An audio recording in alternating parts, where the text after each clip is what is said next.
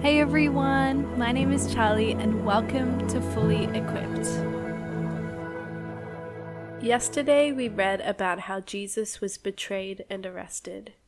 Now he's on trial before Rome, who are the ones with the power to carry out capital punishment. He's rejected by his own people and crucified. This chapter really emphasizes the suffering that Jesus did. They think he's a political rebel, but actually he's suffering in service to them. Jesus exemplifies humility and love and self-sacrifice. And though this chapter is sad, it's also a reminder that God planned all of this so that we might be with him. And that's pretty beautiful. So the religious leaders bring Jesus before Pilate. Note that they don't emphasize the religious aspect of why they don't like him. They don't talk about him as a blasphemer. They instead tell Rome that Jesus is rejecting Caesar's authority and leading people away from being loyal to Rome. These charges aren't really true. Jesus never told people not to submit to their government. The Bible actually teaches against that on numerous occasions. But Jesus is the king, and we do submit to him above all other authorities. And that's the charge that they're emphasizing. Jesus is claiming to be the king. We read about how both Pilate and Herod, Roman authorities, find Jesus to be innocent. They mock him and reject him as king, but they don't find him guilty of anything deserving of death. In a way, there's a big contrast between the Jews and the Romans. Jesus' own people reject him and call for his death, but the Romans, Gentile people, don't. They don't believe in him, and they don't treat him with the honor he deserves. But it's the Jews who are the ones calling for his death. The religious leaders stir up the crowd, and they all cry out for Jesus to be crucified. They condemn the innocent Jesus in place of the real political rebel and murderer, Barabbas. So Pilate gives in to them and delivers Jesus up to be killed. This is a really sad part of the story. Pilate is supposed to uphold justice. But instead of being just, he cares more about popular approval. That's why Pilate carries some responsibility for what happened to Jesus too. He was unjust and cared only about himself. So after this, Jesus is taken out to be crucified. Notice throughout the whole scene of Jesus' crucifixion that he always trusts God and submits to him. His claim to be the Messiah and the Son is proven through his actions and his attitudes. It's a good example for us too, that when we go through sufferings, we can always trust God. Jesus wasn't suffering because of some sin or because God no longer loved him. It's easy for us to believe this when we suffer too.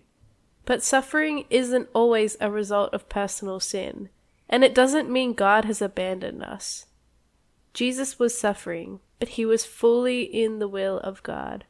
So when we suffer, the best thing to do is turn towards God, trust him, and rest knowing that he is with us and for us.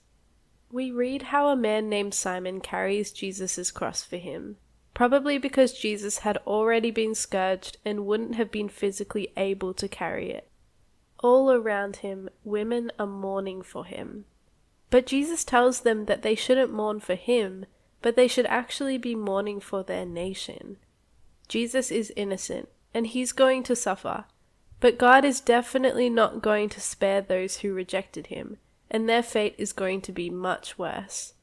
This would eventually happen in 70 AD with the destruction of Jerusalem, and perhaps also points forward to the day when Jesus will come again in judgment. Jesus is saying this to call the people once again to repentance. He's about to die, but he doesn't withhold this call out of spite, but he graciously extends the truth once again. He wants the people to turn back to God and be saved. Later, Jesus is crucified, and the words that come out of Jesus' mouth are not cruel or angry or proclaiming coming judgment for them. He instead cries out to the Father and asks him to forgive them. Jesus truly did love his enemies. He died for the very people who put the nails through his hands and feet. It's really hard to love people like Jesus does. It's hard to forgive people who wrong us, but He's our example. He's who we seek to be more like every day. This plea from Jesus is also a reminder to us that He loves us, even though we sin. Our sins pierce His hands and feet, but He doesn't get frustrated with us, or reject us, or decide that we've sinned one too many times. He loves us and died for us. This doesn't give us the license to sin if we want to, just because God will forgive us. A truly saved and transformed person seeks to progress further towards righteousness and hates sin more every day. But it does remind us that we're loved with an unchanging, incomparable, and all-consuming love. Luke also records how Jesus was crucified between two criminals, one on either side of Him. These two men have contrasting reactions to Jesus. One mocks Him and gets angry at Him. The other humbles himself and proclaims Jesus' innocence. He knows that Jesus has done nothing deserving the cross, but He Himself has. He deserves death, but Jesus doesn't.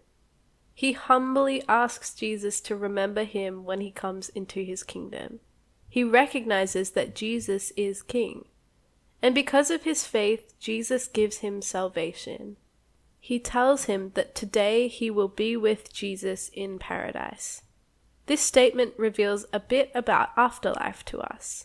For example, some people believe in the theology of soul sleep, or in other words, that we go to sleep once we die and awaken when final judgment comes.